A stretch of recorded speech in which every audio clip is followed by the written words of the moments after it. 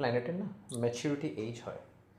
Maturity age মানে হচ্ছে ওই সময়তে ওই প্ল্যানেটটা অ্যাক্টিভেট মানে ম্যাচিউর হয়ে যায়, ঠিক আছে। এবং প্রত্যেকটা প্ল্যানেটের কিছু এজ মানে তার বয়স নির্ধারিত রয়েছে।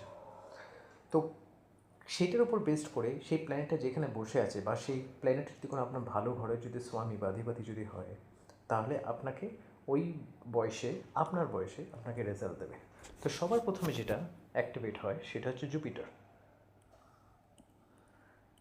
জুপিটার ম্যাচিউর হয়ে যায় অ্যাট দ্য এজ অফ 16।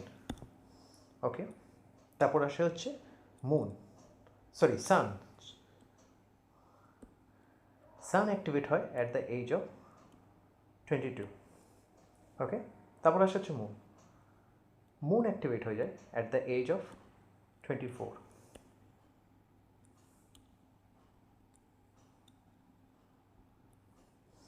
মুনের পর আসে হচ্ছে ভিনাস। ভিনাস অ্যাক্টিভেট হয় অ্যাট দ্য এজ অফ 25। তারপর আসে হচ্ছে মার্স, অ্যাক্টিভেট হয় অ্যাট দ্য এজ অফ 28। তারপর আসে হচ্ছে মার্কিউরি। এখানে কিছু সংশয় হয়, এই ক্ষেত্রে অনেক সময় জুপিটারকেও বলা হয় 32, কিন্তু মার্কিউরি হচ্ছে 32 ইয়ার্স। অনেক সময় এখানে বৃহস্পতিও হয়েছে হচ্ছে 32। তারপর আসে হচ্ছে স্যাটার্ন। স্যাটার্ন অ্যাক্টিভেট হয় অ্যাট দ্য এজ অফ 36। তারপর আসে হচ্ছে Rahu, 42। And the end Ketu, 48 years.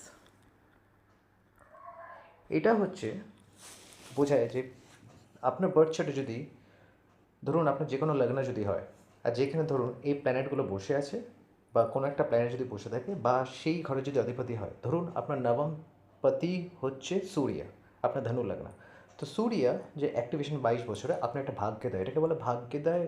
আপনি সেই প্ল্যানেটটার অ্যাক্টিভেশন এজ, অ্যাক্টিভেশন নয়, এটাকে ঠিক বলা হয় যে ম্যাচিউরিটি এজ থেকে বুঝতে পারবেন যে ওই পার্টিকুলার ঘরে কোন টাইমে সেই রেজাল্টটা দিতে পারে। এবার ধরুন আপনি নবম স্থানে ভালো কোনো গ্রহ আছে বা নবমপতি ভালো অবস্থায় আসে, তো সেই যে প্ল্যানেটটা রুল করছে তার ম্যাচিউরিটি এজে আপনি একটা পজিটিভ রেজাল্ট পাবেন যদি ভালো অবস্থায় থাকে। আর যদি খারাপ অবস্থায় থাকে তো